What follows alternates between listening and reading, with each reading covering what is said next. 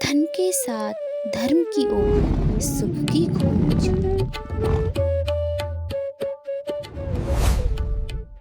जय श्री राधे, जय श्री कृष्ण, जय श्री कुबेराय। आज हम उस खोज की ओर चलेंगे कि जिनकी हमें आवश्यकता अधिक थी उनको क्यों हमने छोड़ा।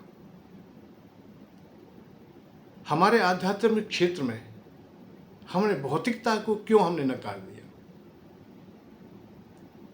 जो भौतिक सुख देने वाले रास्ते थे, मार्ग थे, वो छोड़ दिए हमने। ऐसा क्या कारण था, जबकि भगवान कृष्ण ने इशारा किया है कि इस धराधाम में जो देने वाले हैं, जो सुविधाएं देते हैं, जो सुख देते हैं, जो साधनों को पुष्ट करते हैं, भोगों को पुष्ट करते हैं, वो देवता लोग हैं। देवताओं की यदि पूजा करते हो आप लोग, वैसे अपनी संतुष्टि उन्होंने दे दी है, फिर भी कि कोई निराश ये ना हो कि मैं उन्हें प्राप्त ना होऊंगा, मैं उसी रूप में उन्हें मिल जाऊंगा। ये अथा माँ प्रवधंते तास अथा म भजाम्यहम् मम वर्तानुवर्तन्ते मनुष्य पाठ सर्वसा। गीता में स्पष्ट रूप से कह दिया, चौथे अध्याय में उन्होंने 11वें श्लोक में बहुत अच्छी प्रकार से उन्होंने व्याख्या की कि जैसे मुझे भजता है, देवताओं के रूप में भजता है तो देवता के रूप में मिल जाता हूँ, यक्ष गंधर्व के रूप में तो यक्ष गंधर्व है, भूत प्रेतों के रूप में तो भूत प्रेतों के रूप में है, और मुझे परम ब्रह्म के रूप में भजना चाहता है तो उसी प्रकार से मैं उन्हें प्राप्त हो जाता हूँ।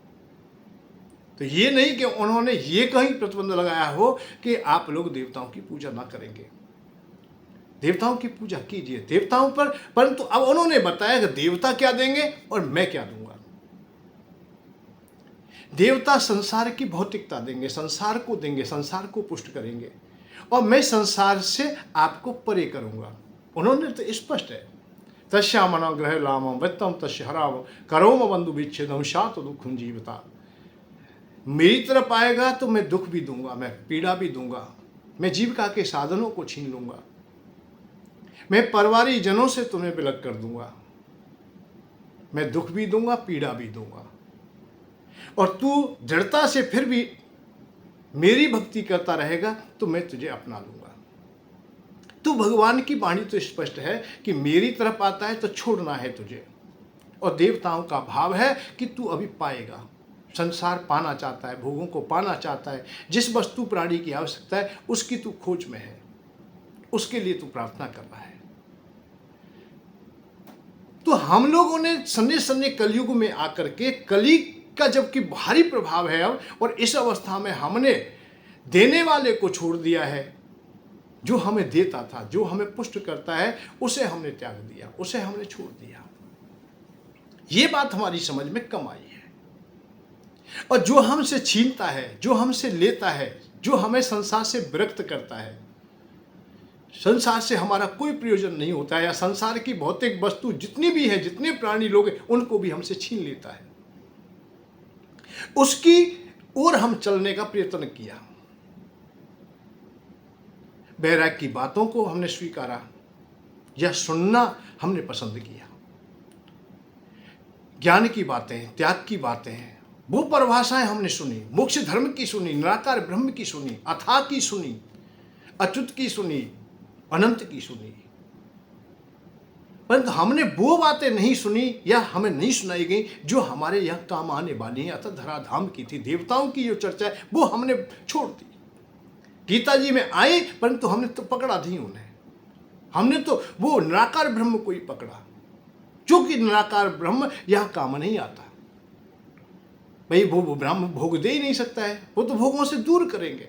तस्या मनो ग्रह लामम वित्तम तस्सहराम्यहम्, तुम्हारी जीविका के साधनों को भी वो अपने में समेट लेते हैं।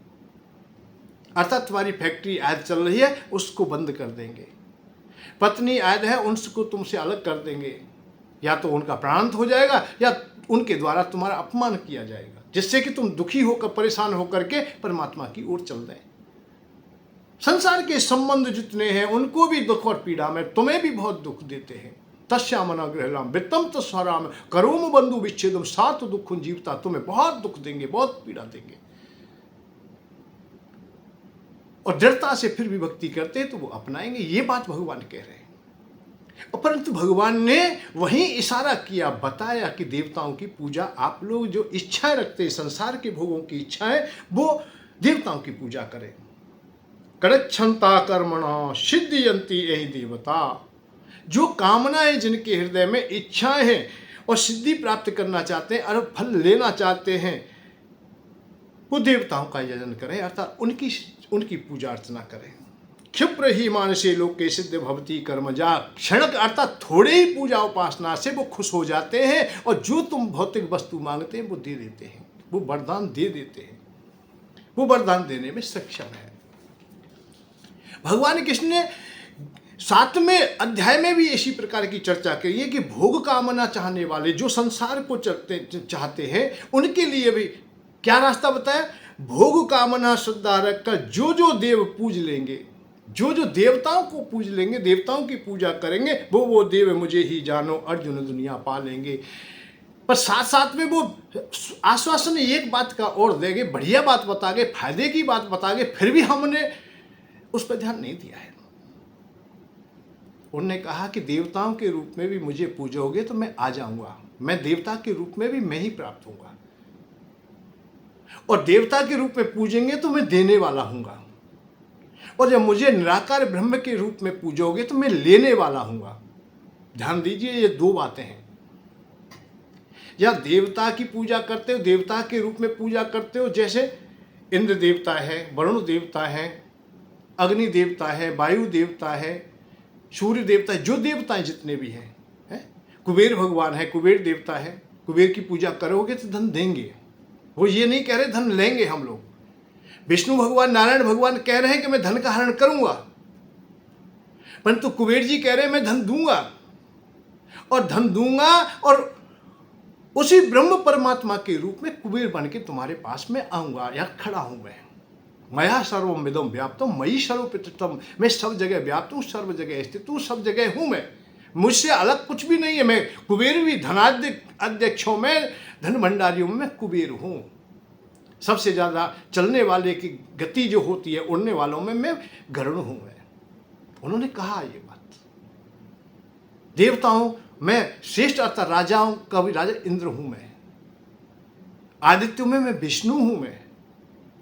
ये सब बातें उन्होंने गीता में सब बात बताई, और बताते बताते उन्होंने कहा पर सब में होते हुए भी फिर मैं, परंतु जिस रूप में जैसा भी हूं, भाई तुम कुबेर जी के रूप में पूजा करते हो तो कुबेर के रूप में मैं हूं, परंतु कुबेर का जो गुण है, कुबेर की जो गुणिकता है, उसी के रूप में तुम्हें मैं फल दूंगा। मैं केवल तुम्हें धन ही दूंगा, उस समय तुम्हें मोक्ष नहीं दे सकता। मैं तुम्हें संसार की भौतिकता दे सकता हूं, धन प्रचुर मात्रा में दूंगा, धन जितना चाहिए इतना लीजिए, पर और कोई चीज मेरे पास में नहीं होगी। देवता की भावना ये थी, परंतु हमन देवता पर प्रवचन हमारा रुका ही नहीं। हमें आश्चर्य इस बात का है कि देवता पर प्रवचन ना रुका, हमारा ब्रह्म पर जाके रुका, जबकि हमें आवश्यकता देवता की थी, और देवता के द्वारा ही परमात्मा मिल जाएंगे, ये भी उन्होंने मार्ग बताया था।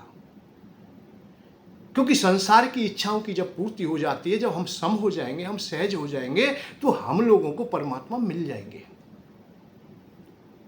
संसार की भौतिकता हमारे हृदय में बसी रहेगी, संसार की कामनाएं हमारे हृदय में वास किए होंगी, तो हम कहीं भी क्यों ना पहुंच जाएं, हम किसी भी लोक में क्यों ना चले जाएं, वही बातें हमें याद रहेंगी। जैसे आप लोग घर से जाते हैं, आप 100 योजन दूर चले गए, देश विदेश चले गए, परंतु अपने घर की अवस्थाएं तुम्हारे सामने होती है। नौकरी पेशा करते, व्यापार करते हैं, कोई भी धन उपार्जन के साधन बटोरते हैं, वहीं से ध्यान होता है कि मेरे परिवार पर या मेरे ऊपर कर्जा कितना है, इतना हमें उधारी देना है, इतना हमें अपनी बहन की शादी में लगाना है, बिटिया की शादी में लगाना है, या इतना हमारा खर्चा है, ऐसा घर है हमारा तो घर बनाना। ये सब हिसाब किताब तुम्हारे पास वहाँ भी रहेंगे, चाहे कितनी भी दूर चले जाएं। क्यों रहेंगे? क्योंकि यहाँ की जो कामना है वो तुम्हारे साथ जुड़ी हुई है। जब कामनाओं की पूर्ति हो जाएगी, सहज हो जाओगे, उस समय तुम कहीं चले जाओ तो फिर कोई परेशानी, कोई द्वंद्व ही नहीं, कोई परेशानी नहीं। कभी कभी देखा है तुमने, कहीं बाहर चले जाते, भाई घर पर कोई नहीं है, मैं शाम को जल्दी पहुंचूंगा। क्यों? क्योंकि घर पर तुम जिम्मेदार हो। या जिम्मेदारी किसी और ने ली होती, और भी वहां होते, पुत्र भी होते, पुत्र वधू होती, 2-4 पुत्र है तो कोई परेशानी नहीं, तुम्हारी पत्नी फिर अकेली नहीं है, फिर कोई द्वंद्व ना होता, फिर तो वहां ठहर जाते कि 2-4 दिन ठहर लूंगा, कोई बात नहीं, वहां सब कुछ व्यवस्थाएं अच्छी है। परंतु यहाँ की व्यवस्थाएं जब खराब थी अर्थात अधूरी थी तो तुम्हें वहाँ नहीं रह पाए, तुम्हें शांति नहीं मिली वहाँ। जैसे अर्जुन स्वर्ग लोक में रहते हुए भी, समस्त भोग प्राप्त करते हुए भी, उन्हें उर्वशी जैसी अप्सरा मिलने के उपरांत भी वो एक मिनट ठहरना नहीं चाहते थे। स्पष्ट कह दिया कि मैं यहाँ बैठ के भोग भोगूं। उर्वशी जैसी अप्सरा को भी उन्होंने ठुकरा दिया। मेरे भाई वन में ठहर रहे हैं, मेरी बाट जोते होंगे और मैं यहाँ भोग भोगूं। भरी सभा में हमारा अपमान हुआ है, हमारी पत्नी का अपमान हुआ, हमारा धन छीन लिया गया, हमारा मान सम्मान छीन लिया गया। मैं जा रहा हूँ यहाँ बैठ के भोग भोगूं? नहीं। तो स्वर्ग में भी वही बातें याद आ रही थी। वहां से भी वो बड़े बड़े सुंदर हथियार लेके आए, अस्त्र शस्त्र लेके आए कि मुझे दुश्मनों से बदला लेना है। तो स्वर्ग में भी तुम्हें यदि यह कामना तुम्हारी अधूरी चली गई है तो स्वर्ग में भी तुम्हें शांति नहीं मिलेगी। मैं ये बात कहना चाहता हूं। तो पहले इस लोक में आप लोग शांति पाइए। शांति कैसे मिलेगी? कि भाई तुम्हारे सर पर ऋण है, कर्जा है, कर्जा यदि तुम दे देते हो तो आप लोग सहज हो जाओगे, और कर्जा नहीं दिया जा रहा है, नहीं दे पा रहे हैं, तो आप रात दिन उस कर्जे की धधकती अग्नि में जलते रहोगे। ना रात्रि में नींद आएगी और ना दिवस में भी शांति से रह पाओगे, क्योंकि वो कर्जा तुम्हें दुख देगा, पीड़ा देगा। धन का अभाव है, वो बहुत कष्ट देगा, जो तुम्हें कहीं भी शांति ना पाने देगा। पर किसी भी उपाय से उसे आप लोग पूरा कर देते हो तो आप शांति पालेंगे, सुखी हो जाओगे। फिर कहीं भी रहे और किसी के सामने जाए और वही व्यक्ति फिर सामने आ जाए जिसका हमने कर्जा दे दिया है, तो कोई भय नहीं है। जब तक नहीं दिए थे उसके सामने जाते या वो सामने से आ जाए भयभीत हो जाते हैं, थर थर कांप जाते, शरीर से प्राण बाहर निकल के खड़े हो जाते, वो अवस्था हो जाती। परंतु हमने तो अब उसका पैसा दे दिया है, अब उसका कोई पैसा नहीं, तो हम अकड़ के रहते, सही रहते, हमें अब कोई भय नहीं है उससे। अब वो आधी रात आए, कभी भी आए, कभी भी मिले, कोई परेशानी नहीं। जब वो झूठ मूठ को भी कोई कह दे कि अमुक व्यक्ति तुम्हें बुला रहा है, तो थर थर कांप जाते कि पैसा देने के लिए है नहीं और मैं कैसे दूंगा। तो जब तक हमारी अधूरी कामना है तब तक हमें स्वर्ग में भी सुख नहीं मिलेगा, वहां शांति नहीं मिलेगी। जब तुम ये सब कुछ पालोगे तो सहजता से ही फिर सम हो जाओगे, और सम का मतलब है सहज होना है, और सहज का ही भाव है कि भगवान की ओर चलना। वैराग्य यहीं से प्रारंभ होगा, यहीं से वानप्रस्थ प्रारंभ होगा कि यहाँ से अब सहज हो गए, अब छोड़ने में हम कोई परेशानी नहीं, अब तो धन संपत्ति छोड़ने में कोई बात ही नहीं, अब लोभ है ही नहीं, अब कुछ पाने की बात ही नहीं है, हमने सब कुछ पा लिया। पत्नी को भी हमने देखा है, भोगा है, पुत्र भी है, हमारे पुत्र वधू है, हमारे बच्चे हैं, जीविका के साधन बच्चों के अच्छे हैं, सब कुछ ठीक है। अब हम भजन करें, कोई परेशानी नहीं, गिरिराज जी की परिक्रमा दें या बिहारी जी जाएं या जहाँ भी हम तीर्थ में जाएं, वहाँ आराम से जा सकते हैं। अब हमें संध्या काल में भागने की आवश्यकता नहीं है कि वहाँ तो पुत्र हैं, अब जिम्मेदार हैं, हमारी पत्नी की वो सेवा करेंगे, अपनी माँ की वो सेवा कर लेंगे, अब कोई परेशानी नहीं। अब हम कितने भी दिन तक रुकें, कोई परेशानी नहीं, बच्चों को भी कोई परेशानी नहीं, पत्नी को भी कोई परेशानी नहीं, क्योंकि तुम सहज हो गए हो, तुम्हारी जिम्मेदारियां अब कम हो गई हैं। तो प्रकृति में रहते हुए या गृहस्थी में रहते जिम्मेदारियां कम हो जाए, फिर कोई परेशानी नहीं है। तो देवताओं की पूजा बहुत अनिवार्य है, और धन चाहते हैं तो कुबेर भगवान की पूजा करनी पड़ेगी, निश्चित करनी पड़ेगी। आप चाहे कितने भी त्यागी हों, कितने बैरागी हों, कितने धनवान हों, कितने बलवान हों, कुबेर भगवान के बगैर धन पुष्ट कभी नहीं हो सकता है। बहुत लोग देखे होंगे धनी हो गए हैं, धन तो बहुत है, पर कुछ दिन के बाद रोड पर देखे होंगे वो बड़ी बड़ी फैक्ट्रियाँ चल रही थी परंतु हानि में चली गई, घाटे में चली गई। व्यापार चल रहा था पर घाटे में चला गया। क्यों? कि कुबेर भगवान की कृपा नहीं थी। धनाध्यक्ष जो धन का भंडारी है, भंडार को सुरक्षित तुम्हारे को कर सकता है, उसके लिए प्रार्थना की नहीं, उनकी कृपा है ही नहीं, तो धन तो ज़्यादा रुकेगा नहीं, ये तो चंचल है, भागेगा ये तो। और जो ऋणी है उनको भी कुबेर भगवान से जुड़ना चाहिए, कुबेर भगवान के इस दिव्य सत्य से भी जुड़ना चाहिए जो हमारे आश्रम में निरंतर चलता है। वर्षों बीत गए और इससे जुड़ने में बड़ी सुगमता है, ऐसा कोई दुनिया में नहीं मिलेगा, कोई भी तुम्हें कोई ऐसी कोई प्रणाली मिलेगी नहीं कि एक महीना में आप लोग केवल 100 ग्राम घी, 100 ग्राम सामग्री है, कुछ पूजा का सामान, 10, 20, 50 रुपये आप लोग आचार दक्षिणा, और तुम्हारी पूजा हो जाती है। और ये सत्य 1 साल के लिए जुड़ जाए केवल, तो और एक साल में क्या देना, 1.25 किलो घी, 1.25 किलो सामग्री, पूजा का सामान, 50-100 रुपये दक्षिणा के, बस इतनी आवश्यकता है। इसका जो प्रतिफल मिलेगा, जो आशीर्वाद मिलेगा, उससे सिद्ध यंत्र होगा, वो तुम्हारे यहाँ पहुंच जाएगा, वो भी निःशुल्क पहुंचेगा, डाक खर्चा भी नहीं देना है। फिर बस इतना ही आप लोग कर लीजिए, आप सुखी हो जाओगे, कुबेर भगवान की कृपा होगी, कुबेर भगवान घर में स्थापित होंगे, आपके बिगड़े काम सही हो जाएंगे, जीविका के साधन पुष्ट होंगे। जो ऋणी है, ऋण से भी जल्दी से जल्दी आप पूर्ण होंगे, रास्ते निकल के आ जाएंगे। एकाएक जो धन हानि होती है वो नहीं होगी, या धनवान है, धन तुम्हारे पास है तो वो सुरक्षित रहेगा, आपकी संततियों तक चलेगा, बहुत लंबे समय तक चलेगा, बढ़ता रहेगा, कि कुबेर भगवान की पूजा में तुम सम्मिलित हुए और आप अधिक चातुर है। चातुर का भाव है होशियार है, पांडित हैं, आप ज्ञानवान हैं, तो भी आप 1.25 किलो घी, 1.25 किलो सामग्री ना दे कोई बात नहीं, तो अपने घर में ही कुबेर भगवान को एक स्थान दे दीजिए, उनकी एक फोटो लाइए, फोटो ला करके स्थापना कीजिए, पूजा प्रारंभ कीजिए। जब अन्य देवताओं की करते हो, सबकी करते हो, ये तो है नहीं तो आपके पास भक्ति नहीं है, आपके पास श्रद्धा नहीं है, या आप पूजा नहीं कर सकते, कर सकते हैं। जब अन्य देवताओं की कर रहे हो, भगवान के दिव्य स्वरूपों की कर रहे हो, तो उनकी भी कर लोगे। और जिससे हमारा घर चलता है, जिससे ये दुनिया चल रही है, बगैर अर्थ के नहीं चल रही है, पैसे के बगैर कोई दुनिया नहीं चल रही है। किसी भी अवस्था तक जाइए आप लोग, मंदिर से लेकर के आश्रमों तक, त्यागी, बैरागी, सन्यासी, सबके पास जाइए, जहाँ तक तुम्हारी दृष्टि जाती है वहाँ तक अर्थ की आवश्यकता है। जब तक कोई प्रकृति को पकड़े हुए, किसी भी रूप में पकड़े हुए, तब तक अर्थ चाहिए। जब उनका काम नहीं चल रहा है तो हम तो गृहस्थीवान हैं, गृहस्थीवानों का काम कैसे चल जाएगा। इसलिए आप लोग कुबेर भगवान की उपासना से जुड़िए, बहुत सुगम मार्ग है, इससे ज़्यादा और सुगम मार्ग कहाँ मिलेगा। 10-5 रुपये की, 10 रुपये की पूजा, 10 रुपया रोज, जो 100-200 से 500 रुपये हम लोग सहजता से खर्च कर लेते हैं घर गृहस्थी को चलाने में, बाद में 10 रुपये। परंतु फिर मैं तो यहाँ तक विचार करता हूँ कि 10 रुपये भी हो सकता है कि किन्हीं लोगों के पास तो भारी हो जाए, ना दे पाए, तो उनमें कम कर लीजिए, 9 कर लीजिए, 8 कर लीजिए, 7 कर लीजिए, 6 कर लीजिए। अरे 5 रुपया, 5 रुपये भी आप लोग घी सामग्री, पूजा का सामान सम्मिलित करते हैं, जबकि अगरबत्ती की पैकेट नहीं आएगी, परंतु सामूहिक क्रियाओं में तुम सम्मिलित हो जाते हो, तो तुम्हारा जो निर्धनता है वो दूर हो जाएगी, तुम्हारी अर्थ की जो समस्याएं वो दूर हो जाएंगी। ये मेरा विश्वास है, कुबेर भगवान की कृपा निश्चित प्राप्त होगी।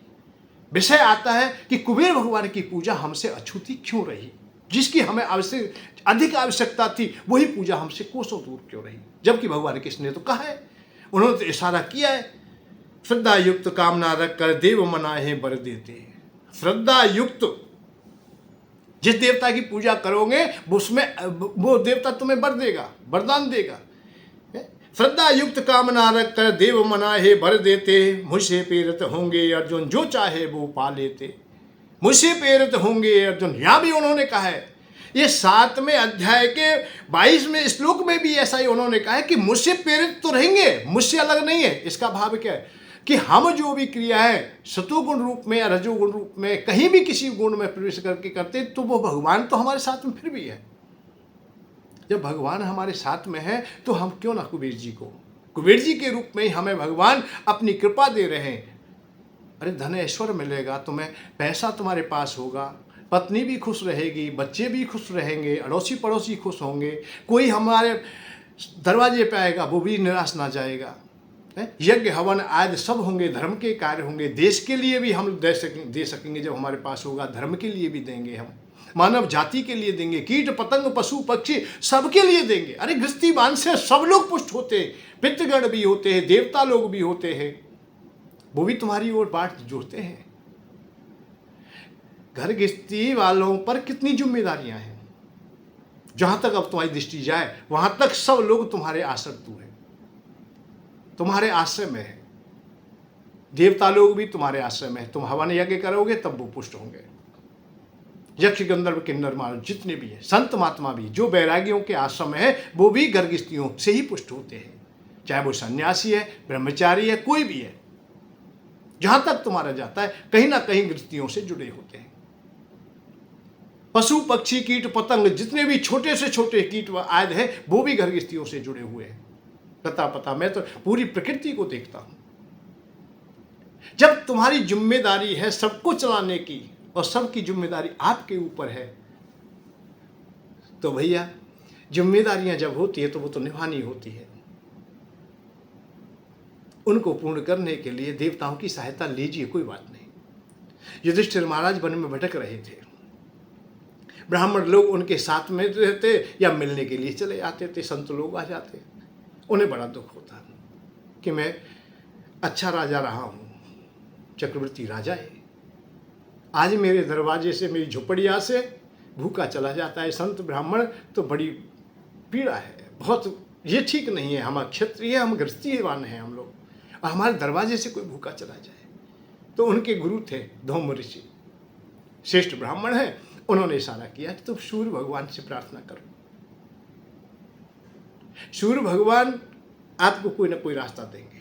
महाभारत में बहुत सुंदरता से सूर्य भगवान की उपासना भी दी, जिसकी उपासना के द्वारा सूर्य भगवान खुश होकर के बटलोई दे देते हैं, उन्हें एक पात्र दे देते हैं युधिष्ठिर महाराज को। शर्त रख दी, इसमें थोड़ा भी बनाओगे वो कभी खत्म नहीं होगा, अक्षय होगा, और जब तक चलेगा तब तक द्रौपदी भोजन नहीं करेगी, तब तक इसमें से कितना भी लेते रहना और सब कितनी भी सेवा करना। तो ये क्रम उनके लिए था। चिंतित हुए थे, मैं ये बात कहना चाह रहा हूँ, चिंतित हुए थे कि हमारे दरवाजे से कोई भूखा ना चला जाए। हम गृहस्थीवान हैं, हमारी ओर बाट जोते हैं, देवता यक्ष गंधर्व पितृगण सब लोग बाट जोते हैं, सहशरीर यहाँ हैं वो भी देखते हैं, और जिनके पास देह नहीं है वो भी देखते हैं। तो हमारा घर संपन्न होना चाहिए। पहले से हम ही भूखे बैठे तो हम सेवा क्या करेंगे?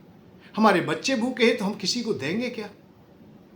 ना अतिथि सेवा कर पाएंगे, ना देव सेवा कर पाएंगे, ना पितृगणों की सेवा कर पाएंगे, ना देश की कर पाएंगे, ना धर्म की कर पाएंगे। इसलिए धन हमारे पास चाहिए, सुविधाएं हमारे पास चाहिए, और वो सुविधाएं तब मिलेंगी जब हम अर्थ मिलेगा। अर्थ कब मिलेगा? जब कुबेर भगवान हम पे कृपा करेंगे। ये सुगम मार्ग है, परंतु हमने प्रवचनों से ये पाठ हटा दिया। बिल्कुल कोई भी वक्ता प्रवक्ता तुम्हें नहीं मिलेगा ये बात कहता, कोई मिल जाए मुझे नहीं लगता है, क्योंकि इन बातों में संसार के भोगों की बात समाई हुई है, और उन्होंने धीमे धीमे ऐसा मन में कर लिया सब वक्ताओं प्रवक्ताओं ने कि भोगों की बात कही तो तुम योगी नहीं कहे जाओगे, तुमने काम की बात कही तो तुम श्रेष्ठ साधु नहीं कहे जाओगे, तुमने लोभ की बात कही तो तुम बहुत बुरे कहे जाओगे, क्रोध की बात कही तो तुम बहुत बुरे कहे जाओगे।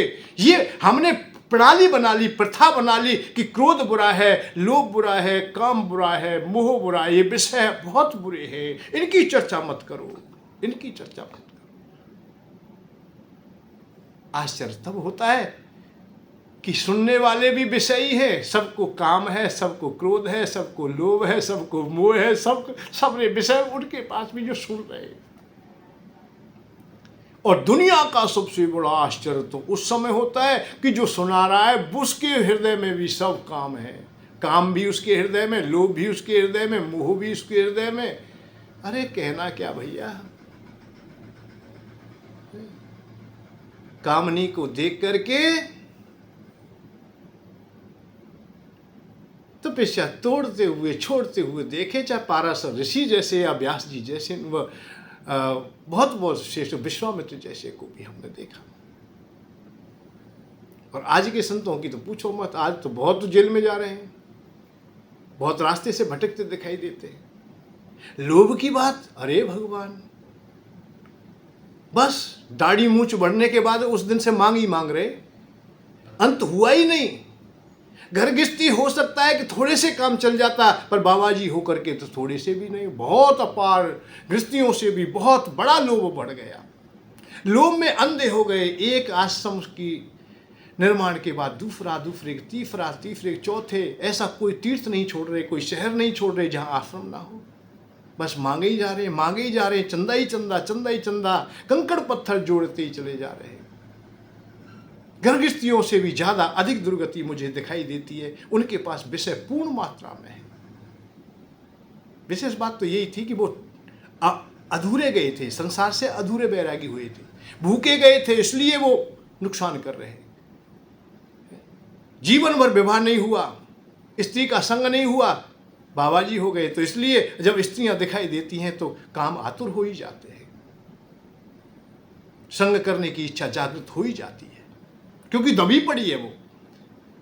पूरे जीवन पैसा नहीं प्राप्त हुआ था, भोजन नहीं कमा पाए थे, कोई नौकरी सर्विस व्यापार नहीं हुआ था, कोई रास्ता नहीं था उनका, पर दाढ़ी मूंछ बढ़ गई, बाबा जी हो गए। अब वो पैसा मिल रहा है तो अब कैसे रह जाए कि जीवन भर जो चीज नहीं मिली और वो आज हमें मिल रही है तो हम पीछे कैसे हट जाए। परंतु मुझे ये बात नहीं कि वो मत हटो या मत हटो, इससे कोई बात नहीं। बात इस बात की है कि त्याग की बात कर रहा है, त्याग की परिभाषा बता रहा है और लोभ को अर्जित कर रहा है। और जो सुन रहा है वो भी लोभी था, वो भी लोभ को लेके गया। बताया था उन्हें, आप 10 रुपये दान करोगे करोड़पति हो जाओगे, करोड़ों की संपत्ति तुम्हें मिलेगी, करोड़ होके मिलेंगे, तुम स्वर्ग में चले जाओगे, स्वर्गवासी होंगे। यहाँ विवाह ना हुआ तो वहाँ अप्सराएं मिल जाएंगी, यहाँ धन का अभाव रहा तो वहाँ मिल जाएगा। बहुत बड़े दाव लगाए, अर्थात सट्टा खेला गया। पर तू सही नहीं बताया कि भाई तू मेहनत कर ले, काम कर ले।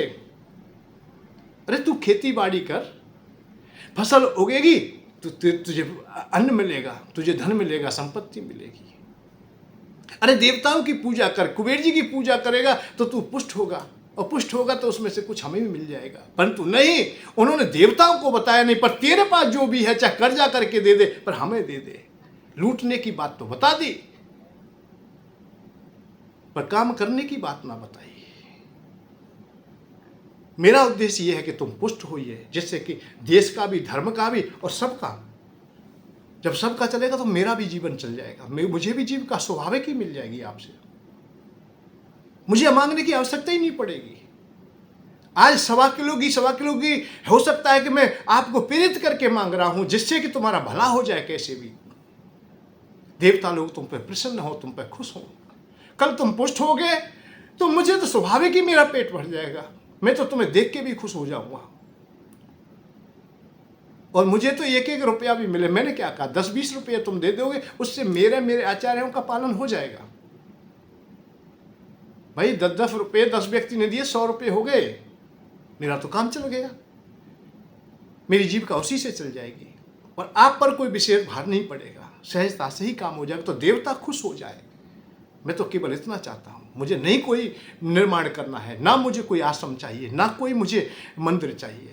मंदिर बहुत है जिनकी पूजा नहीं हो रही है, वहीं जाकर के मैं नतमस्तक खोलूंगा। आश्रय उन आश्रमों में भी नहीं मिल रहा है जो बन चुके हैं, तो हो सकता है कि मेरी भी नीयत खराब हो जाए, कल मैं भी किसी को आश्रय ना दूं, किसी से मैं किराया लेने लगूं, होटलों जैसा व्यवहार मेरा हो जाए। तो इसलिए मैं क्यों पाप कमाऊं, मुझे नहीं चाहिए। मैं तो जैसा हूं ऐसा ही ठीक हूं। परंतु हृदय में विषय है तो विषयों की बात कहूंगा। विषय जिस दिन नहीं रहेंगे उस दिन मैं मूक हो जाऊंगा, और मैं कह दूंगा डंके की चोट कि आज मैं बैरागी हूं, आज मेरे पास कोई राग नहीं है। नहीं, आज तो काम भी है, क्रोध भी है, लोभ भी है, मोह भी है, सब विषय है। तो क्यों ना मैं विषयों की चर्चा करूं। मुझे दुख इस बात का है कि विषय है पर विषयों की चर्चा नहीं करते। त्याग की चर्चा करेंगे, वैराग्य की चर्चा करेंगे, ब्रह्मचर्य की चर्चा करेंगे। जो हमारे पास विषय है उनको हम बुरा कहेंगे, स्वयं अपने को बुरा कहेंगे। हम काम को बुरा क्यों कहें, क्रोध को बुरा क्यों कहें, जब हम इनको सही प्रकार से काम में लें, सही प्रकार से इनका उपयोग करें, तो बुरे क्यों होंगे भाई। काम कोई बुरा है? काम बुरा होता तो भगवान का अवतार भी ना होता। देवकी वसुदेव जो प्रकृति की क्रिया है वो ना निभाए होते तो गर्भाधान होता भी नहीं, आते भी नहीं। भीष्म पितामह ना आते, बड़े बड़े बलशाली लोग ना आते, भगवान राम ना आते, हैं वीर लोग ना आते, धीर लोग ना आते, दानी लोग ना आते, महामानव ना आते, उनका प्राकट्य कैसे होता। अरे कहीं ना कहीं तो प्रकृति और पुरुष की आवश्यकता है, और दोनों का जब मिलन होता है उसी को काम कहते हैं, हम लोग कामनाएं कहते हैं। हमारे माता पिता के हृदय में काम ना होता तो हम होते ही नहीं। इसको सजाइए, इसको अच्छा कीजिए, इसको पशुओं की भांति उपयोग में मत लाइए। बस फर्क इतना है, मानव बनकर के काम का उपयोग कीजिए, जिससे कि दाता कै शूर, कै तो दानी हो, दाता हो, शूरवीर हो, धीरवीर हो, बलवीर हो। अरे संतति जने तो अच्छी जन दे, अच्छी आ जाए तो तुम्हारा काम श्रेष्ठ हो जाएगा। और तुमने कीट पतंग पशु की तरह नालायक संतति पैदा की तो तुम्हारा जीवन व्यर्थ हो जाएगा। या तुमने अपने काम को नहीं सजाया, ना सजो के रखा, सुरक्षित अच्छी तरह ना रखा, तुम काम में अंधे हो गए, विषयों में तुम अंधे हो गए, तो रावण जैसी दुर्गति भी तुम्हारी होने में देर ना लगेगी। काम भगवान ने सजाया, भगवान राम ने सजाया अपना काम। सीता जी को पुष्प वाटिका में देखते हैं, पहली बार मिले हैं, बहुत सुंदर थी सीता जी, कामातुर हो गए। सीता जी ने राम को देखा तो राम जी भी युवा है, किशोर अवस्था है, बहुत सुंदर है, उनका नाम दूर से भी सुना हुआ था, तो वो भी कामातुर हो गई। रामायण पढ़िए आप लोग। परंतु अपने अपने काम को उन्होंने सजाया, अपने अपने काम को उन्होंने सुरक्षित रखा। जब ये सखी प्रेम बस जानी, कह ना सके कछु मन सक जानी। सखियों ने देखा कि प्रेम में डूब गई है, उनको टोका है, तो वो कुछ कह ना सकी, क्योंकि यहाँ संकुचित होता है, थोड़ा सा संकोच लगता है कि आज तक ऐसे नहीं डूबे हम काम में कभी, आज क्यों। रघुवंशन कर सहज सुबाहु, मन कुपंथ पग धरे न काहू। ये लक्ष्मण भैया ने देखा तो लक्ष्मण भैया से कह दिया भगवान राम ने। परंतु काम को अपने को उन्होंने सजाया, सुरक्षित रखा, दूषित नहीं होने दिया, हरण करने की विचारधारा ना आई। यही कोई अंधा होता रावण की तरह तो हरण करके भाग जाता, जो बलवान है, युवा भी है। सीता जी भी तैयार हो जाती चलने के लिए, परंतु नहीं, वो गई, सिफारिश की, हाथ जोड़ के प्रार्थना की, देवी मैया के पास गई, पूजा की, हे माँ, मैंने जो जीवन भर व्रत किए, उपवास किए, उसका आज प्रतिफल मिल जाए मुझे यही राजकुमार वर के रूप में मिल जाए। मैंने सुना है राम बहुत अच्छे हैं। हे माँ, मुझे जाना तो निश्चित है, क्योंकि ये स्त्री का ही स्वाभाविक धर्म है कि उसे पति का वर्ण करना है। जब पति का वर्ण करना अनिवार्य है तो इसी राम को ही मुझे दे दे, मुझे राम को दे दे। इस गौरा माँ से प्रार्थना की उन्होंने अपने काम को सजाया, अपने काम को उन्होंने सजोया और विवेक के अनुसार अपने काम को तसल्ली दी। न तो भागने की आवश्यकता पड़ी, न दूषित होने की पड़ी। तो काम बुरा नहीं है, काम बुरा तब है जब उसमें अंधापन हो। लोभ तुम्हारा बुरा नहीं है, लोभी होइए, मैं कह रहा हूं लोभी होइए, खूब लोभी होइए, पर लोभ में अंधे ना हो। उस लोभ से धर्म की रक्षा कीजिए, देश की रक्षा कीजिए, माता पिता की सेवा कीजिए, गुरुजनों का आदर कीजिए, सबको कुछ न। तुम पर, आप लोगों पर बहुत जिम्मेदारियां हैं। अरे धन हो, धन का लाभ ले, फिर कहना ही क्या है। यही स्वर्ग है, यही वैकुंठ है, सब कुछ यही है, पर धन का दुरुपयोग करोगे। धन तो देखो स्वाभाविक बात है, धन स्वाभाविक में ही रजोगुणी होता है, वो रजोगुण से ही पैदा है और स्वयं में रजोगुण है। उसमें यहां से आगे गुण बढ़ेंगे। ये सज्जन व्यक्ति के हाथ में आ जाता है तो सतोगुण में वो खर्च हो जाता है, और दुर्जन व्यक्ति के पास चला जाता है तो तमोगुण में चला जाता है। भाई अच्छे व्यक्ति को धन मिल जाता है तो संतों की सेवा करेगा, कथा भागवत कराएगा, यज्ञ करेगा, देश धर्म के लिए करेगा, जहाँ अति आवश्यकता है उनके लिए खर्च करेगा, भूखों को देगा, निर्धनों को की सहायता करेगा। ये स्वाभाविक बात है कि यदि सतोगुणी व्यक्ति के पास चला जाता है तो वो धन्य हो जाता है, और जिसके पास धन आया है वो भी धन्य हो जाता है।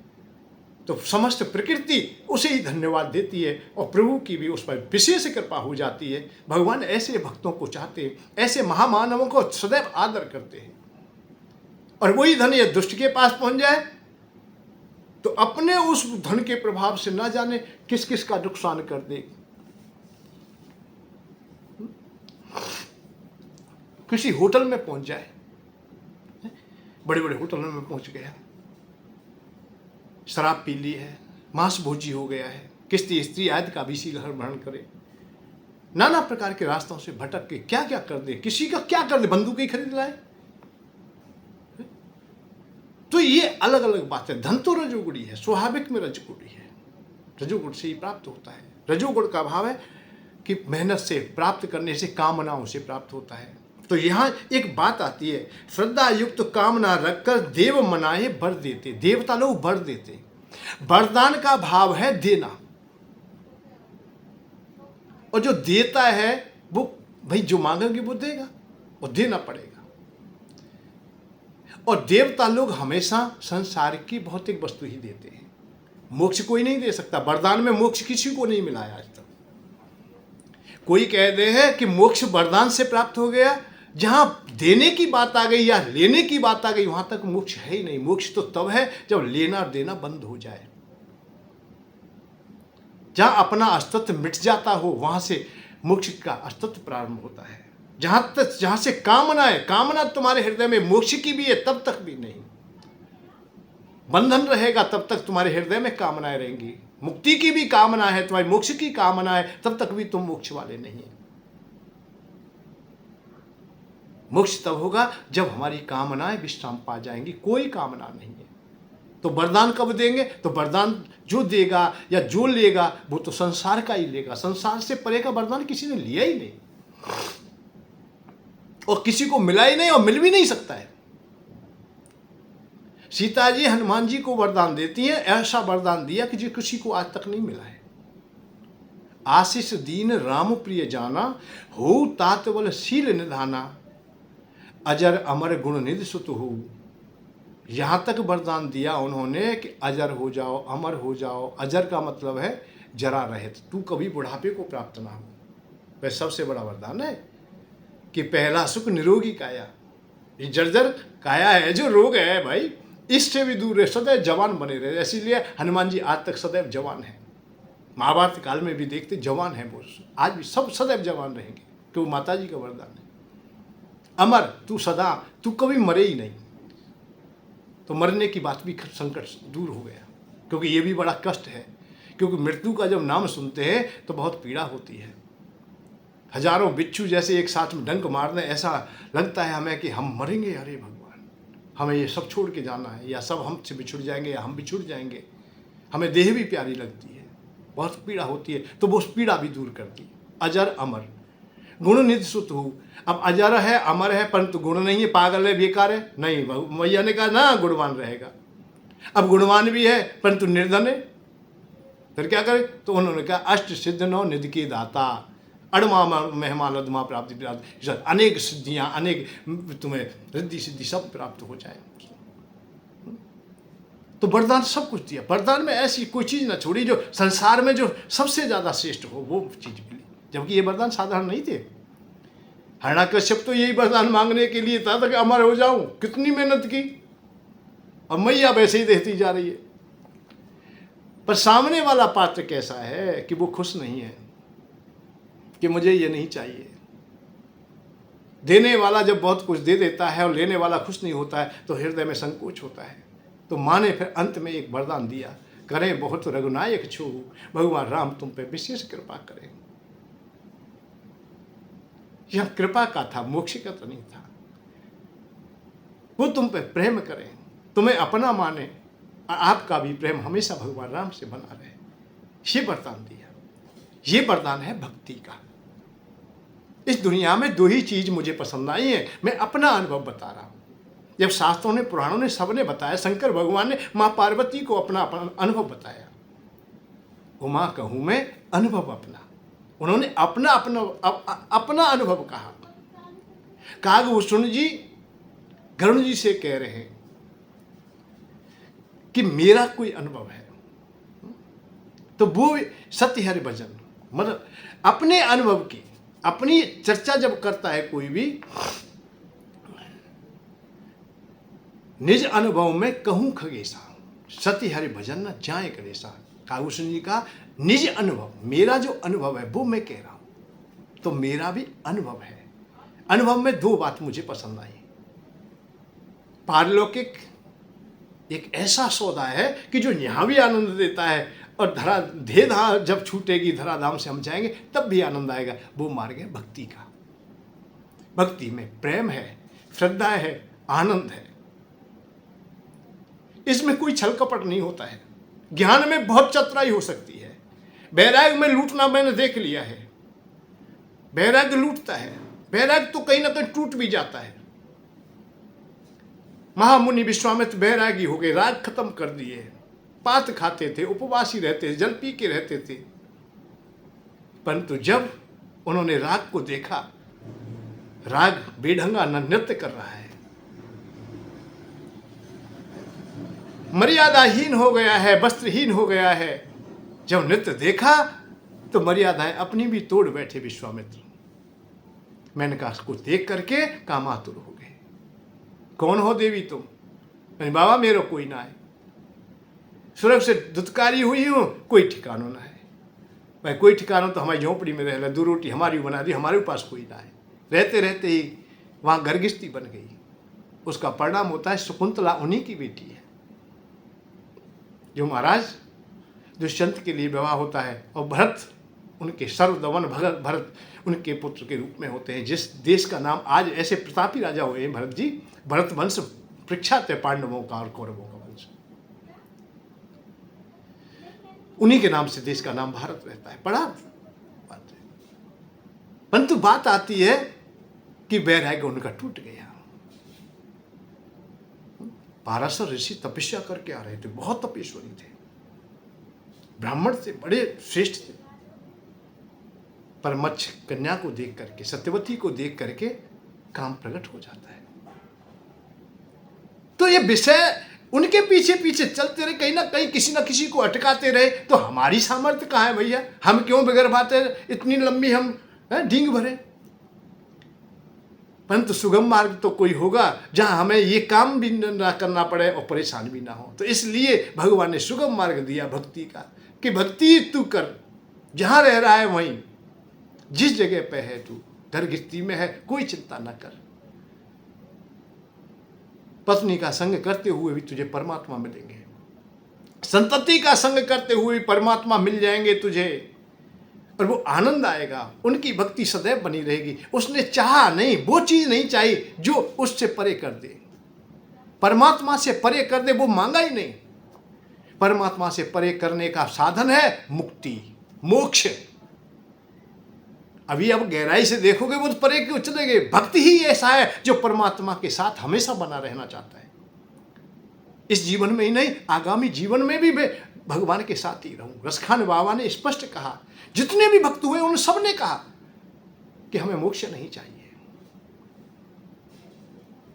हमें केवल आपकी शरण चाहिए, आपकी सेवा चाहिए, आपकी कृपा चाहिए।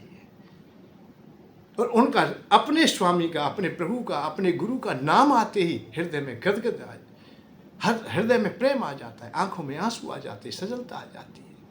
और भगवान ने तो स्पष्ट कहा है, मेरा परम भक्त भी वही है।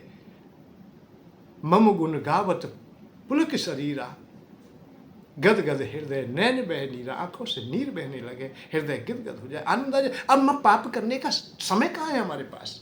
वहां काम आएगा ही नहीं। वहां राम हृदय में बैठ गए, अब काम है ही नहीं। भाड़ में गया ज्ञान, भाड़ में गया वैराग्य, हमें नहीं चाहिए। रसखान बाबा ने कह दिया कि मुझे तो जीवन भी दोबारा कहीं दे तो ब्रज में ही दे देना, काना में तो तेरी भक्ति करता रहूंगा। मानस हो तो वही रस खान, बसों ब्रज गोकुल गांव के ग्वारन, और पाहन हो तो वही गिर को जो धर्यो करे छत्र पुरंदर कारण। जो खग हो तो बशेरो करो, मिल कालिंदी कूल कदम की डारन, और जो पशु हो तो कहा बस मेरो चरो नित नंद की धेन बजारन। उन्होंने अपनी आंखों को सजल करके कह दिया कि मुझे जीवन नहीं चाहिए आगे, और चाहिए तो मैं ब्रजवासी रहूं। ब्रजवासी का भाव था कि मैं तेरी शरण में रहूं। वो मोक्ष चाहते ही नहीं, तो मोक्ष की जो बात करते हैं आज कलयुग में करें मोक्ष की बात, हमें तो बड़ा संकोच होता है। जो वैराग्य की बात करता है वो धन समेटे हुआ है, और फिर भी मोक्ष की बात करेंगे। झूठ मत बोलिए, सत्य कुछ तो सत्य ले आइए भाई।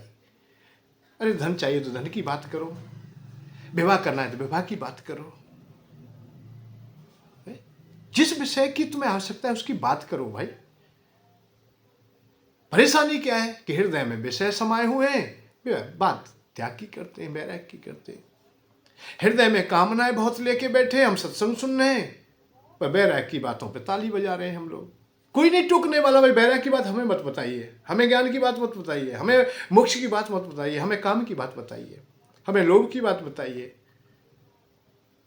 हमें संसार की बात बताइए, हमें कन्या का विवाह करना है, हमें उसकी बात बताइए। भाई हमें हमें धन की आवश्यकता है, वो कहाँ से प्राप्त होगा, कैसे होगा?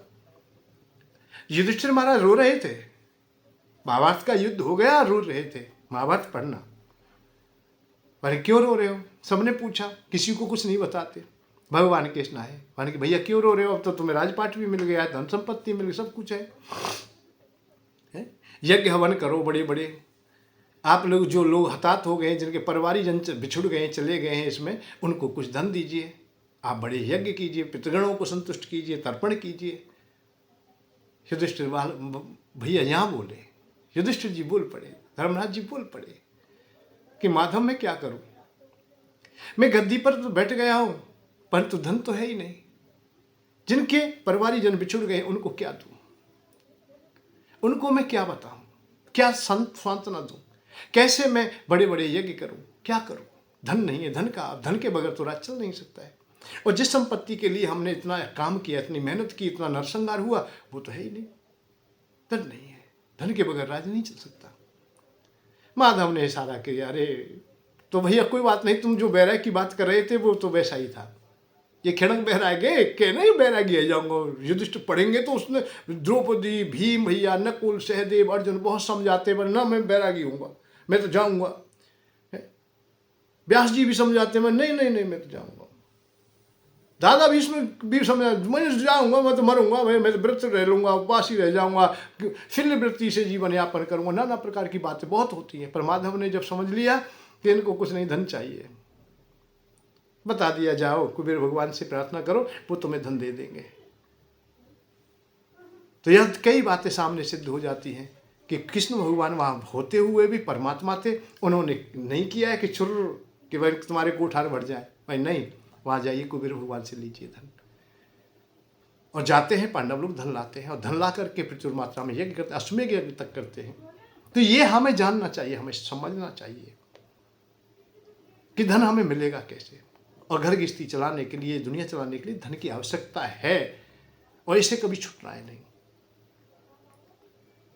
तो बैराग की बात करेंगे, जब करेंगे समय आ जाएगा, और करने की जरूरत नहीं है, ये तो स्वाभाविक ही हो जाएंगे, आप ही आ जाती है। भोजन करने के बाद भोजन से बैराग हो जाएगा।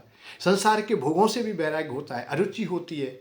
सने सने उनकी प्रत हमारी जो तीव्रता है वो ना रहेगी, जब अभाव मिट जाएगा। अरे तुम्हारे पास मोबाइल नहीं है, आज मोबाइल खरीदना चाहते, बड़े खुश रहते, बाजार जाते, अपने साथी को भी लेके जाते हैं कि मैं बड़ा मोबाइल खरीद रहा हूँ, या गाड़ी घोड़ा जो भी खरीदते। पर जब तक नहीं खरीद पाए थे, पैसे का अभाव था, उसे जोड़ते रहे, उसे इकट्ठा करते रहे, या हम व्यवस्था करते रहे। व्यवस्था हो गई, बड़ी खुशी थी, लेके आए। लेने के आने के बाद में 2-4-6 दिन के बाद वो खुशियाँ सब खत्म हो जाती हैं। लाने की भी खुशी है, वो भी खत्म हो गई, अब कोई नहीं पूछने वाला। और स्वयं भी शायद वो मोबाइल ऐसे ही पड़ा रहता है। वो गाड़ी जो लाए थे वो खुशियाँ अब सहज हो गई। इसको कहते हैं सहज। लोभ खत्म हो गया है, अब लोभ नहीं है गाड़ी लाने का। और जो जितनी भी श्रद्धा थी, जितनी भी उसके प्रति तुम्हारी इच्छाएं थी, वो विश्राम पा गई, अतः सहज हो गई। अब उसका उपयोग भी करते हो, उपभोग भी करते हो, तो सहज करते हो, सहज हो करके। तो जो शरीर का धर्म है वो अपना आप करता रहेगा काम। इसलिए हमेशा वही स्वीकार कीजिए जो तुम्हारा हृदय स्वीकार करता हो। झूठ को छोड़ दीजिए, छल कपट को बिल्कुल छोड़ दीजिए। बहुत अपनाया है, ज्यादा और तपस्या करने की आवश्यकता नहीं है। आप अपना सहज कर लीजिए, बस आनंद आ जाएगा। तो पहला हमें यही पसंद आया कि आप भक्ति को अपनाएं। दूसरा, संसार के भोगों के लिए आप लोग देवताओं की पूजा करें। भक्ति में परमात्मा समाये हुए हैं और देवताओं की पूजा में भोग समाये हुए हैं, अर्थात संसार समाया हुआ। ये दो ही तो पार्ट है, दो ही तो क्रिया है। और जो हमारे बस की नहीं है उस पर क्यों हम भागे डोले, उसके लिए हम क्यों प्रयत्न करें। हमारे मोक्ष, अरे मोक्ष मिलेगा जब स्वाभाविक मिलेगा, तुम्हारे करने से नहीं, भागने से नहीं, प्रवचन से नहीं होता है। ये प्रवचन की धारा में है ही नहीं।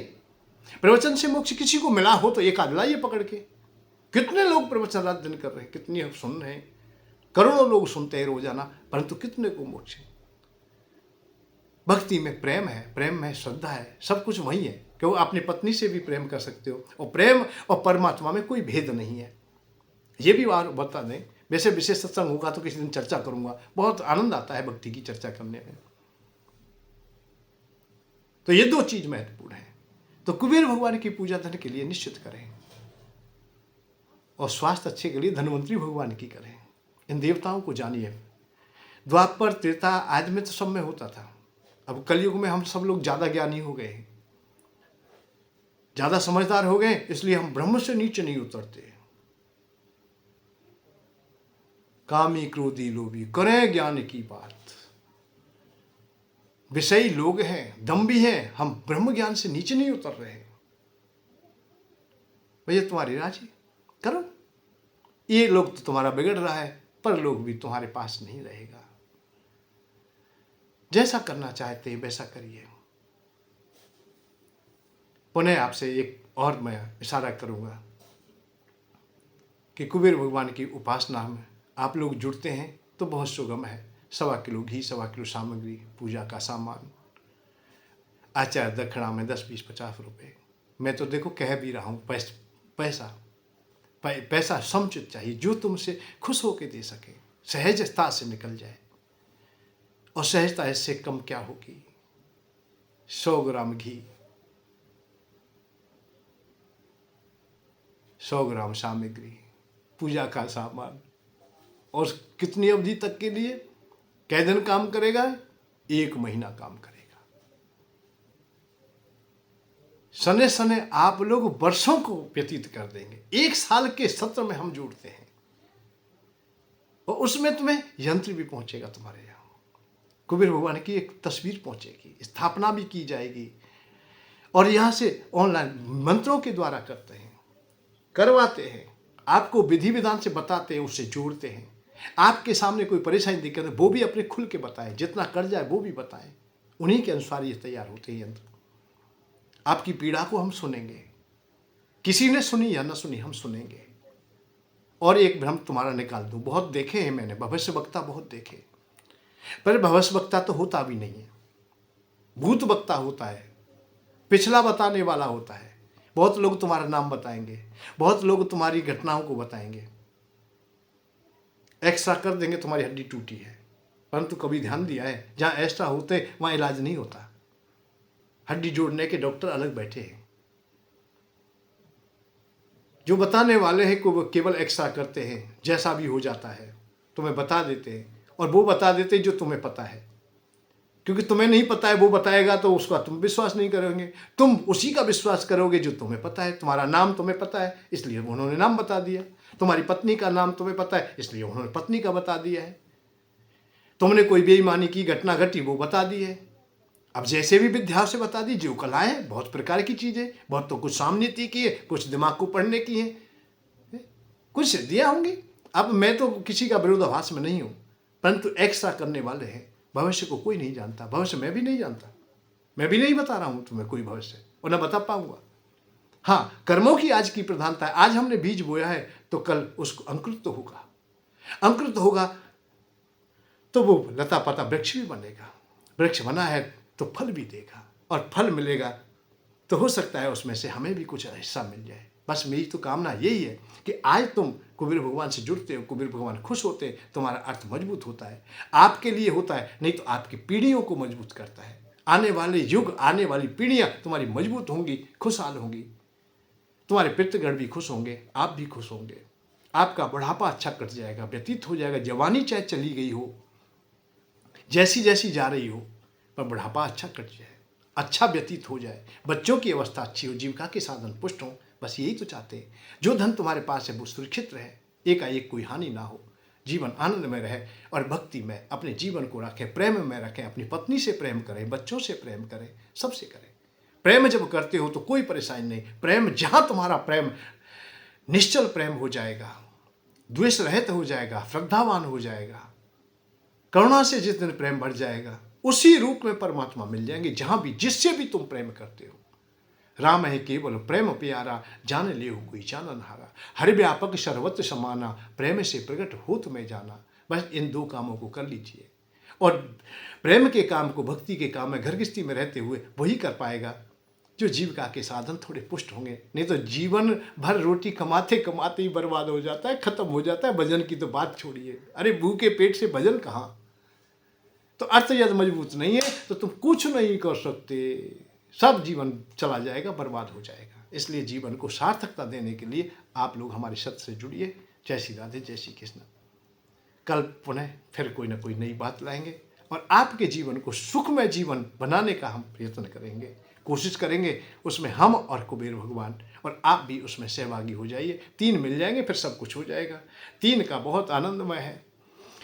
3 जब मिलते हैं तो जरासंध जैसे महा आताताई का भी वध हो सकता है। कृष्ण भगवान अकेले जरासंध का वध ना कर पाए, अर्जुन भी नहीं कर सकता था, भीम भी नहीं कर सकता था, परंतु तीनों मिल गए। एक की शक्ति मिल गया, किसी का ज्ञान मिल गया है, किसी का बल मिल गया है।